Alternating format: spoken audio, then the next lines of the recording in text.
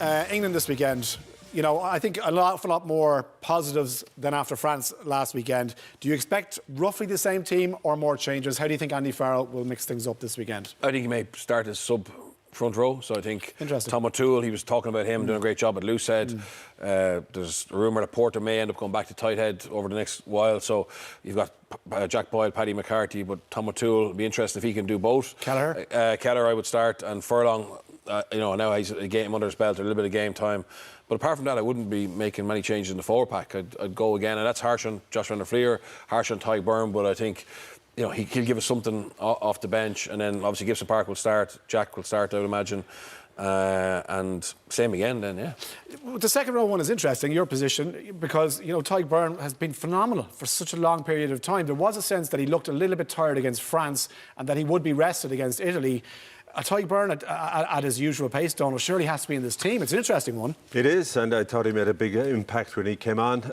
I'd agree with Birch's pack, but I might start Tadhg Beirne and put Joe McCarthy on the bench. Okay.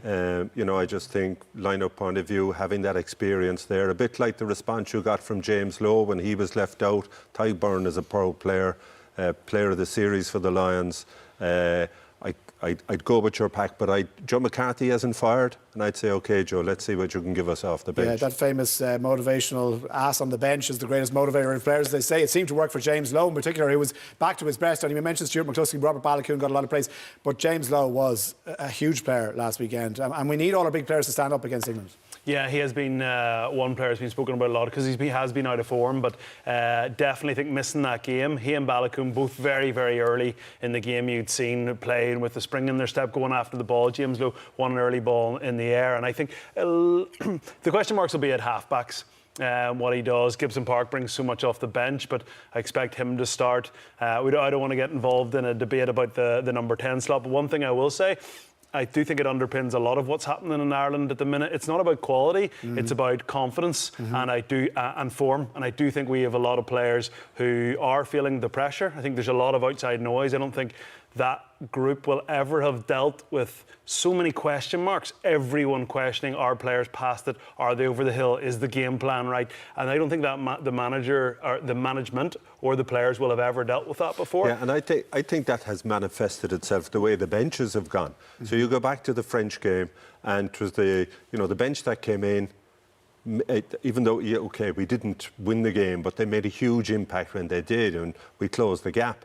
Then they were the ones who started the last day. The ones, you know, the Tadhg Beirnes of this were the Gibson Parks. They were the one who were tasked with coming in. And it was almost as if the pressure was relieved from them and they could express themselves far more when they did come in. Interestingly, you know, the out-half debate, I think Jack Crowley, when he came on, it was the first time in a long time that he's come on for Sam. He's come on at full-back in the other games. So, interesting. Yeah, it's...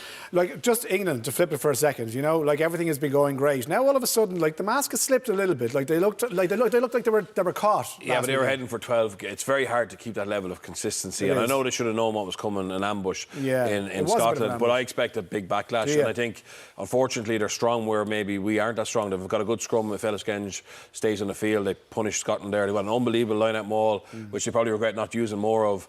And again, like, we were very poor in the air against Paris. A week later, we're good in the air with a couple of changes. I'd be shocked if he doesn't bring Freeman onto the wing. Pollock to start. Now, Stephen Jones doesn't rate him, which is a big negative. Yeah, well, Pollock, I'd rather Pollock was on the bench against us than start. Would you? No, I'd rather, from an Irish point of view. Yeah. That's how dangerous he is. All right, OK, great stuff.